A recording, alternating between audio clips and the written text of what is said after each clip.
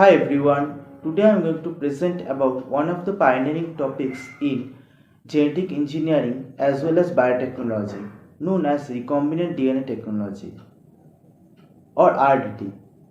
Hope you will like my presentation. First of all, let me introduce you all to a term recombinant DNA technology. So, what is recombinant DNA technology?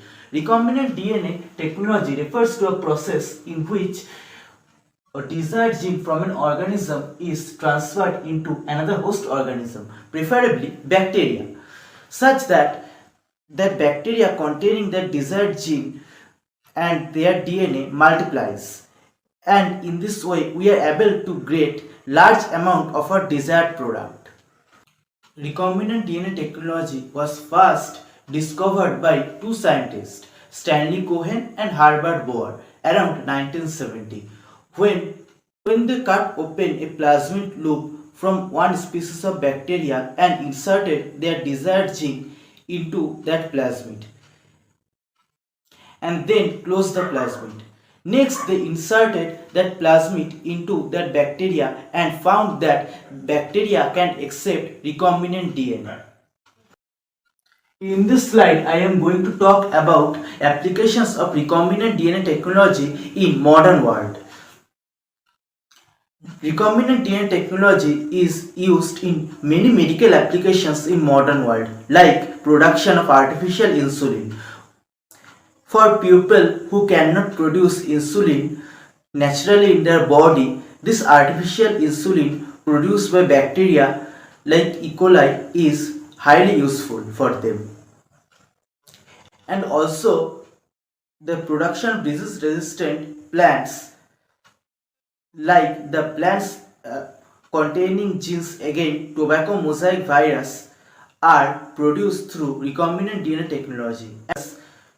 And also modified HIV virus containing recombinant DNA can be used for sickle cell anemia treatment. In this slide, I will show you all the steps done in recombinant DNA technology or the methods by which we can produce a recombinant DNA.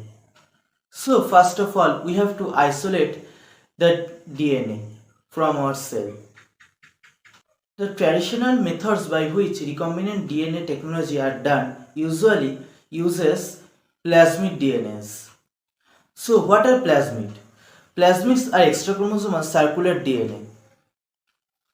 Like this bangle. For this slide, let us assume this bangle to be our plasmid.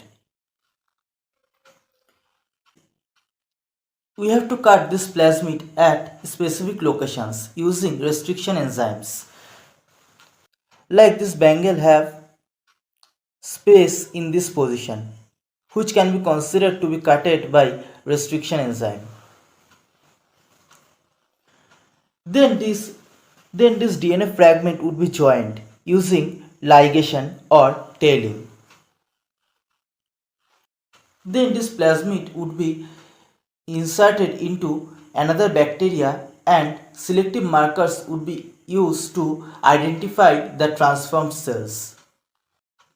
Although my presentation about recombinant DNA technology is complete, but I would like to speak something about the role of centrifugation in recombinant DNA technology. So, what is centrifugation? Centrifugation is a method of separating molecules having different densities by rotating them at high speed around an axis in a solution.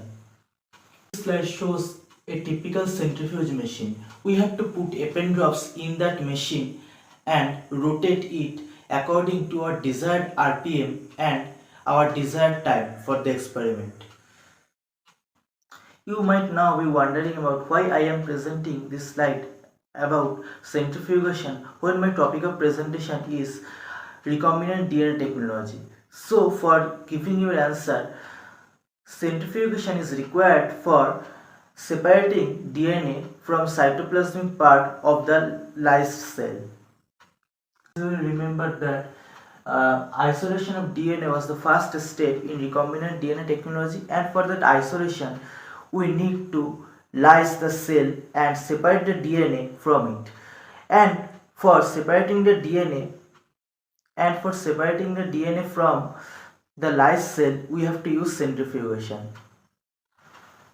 After centrifugation, DNA forms the pellet while the cytoplasm forms the supernatant part, and we have to discard the supernatant part and use that pellet containing DNA for our further experiment on recombinant DNA technology. Thank you for watching my video. If you like my style of presentation, do like this video and write in the comment box about the part which you like the most or the next topic which you would like to see in my channel. I will surely try to do that topic. And please do like, share and subscribe my channel. Thank you.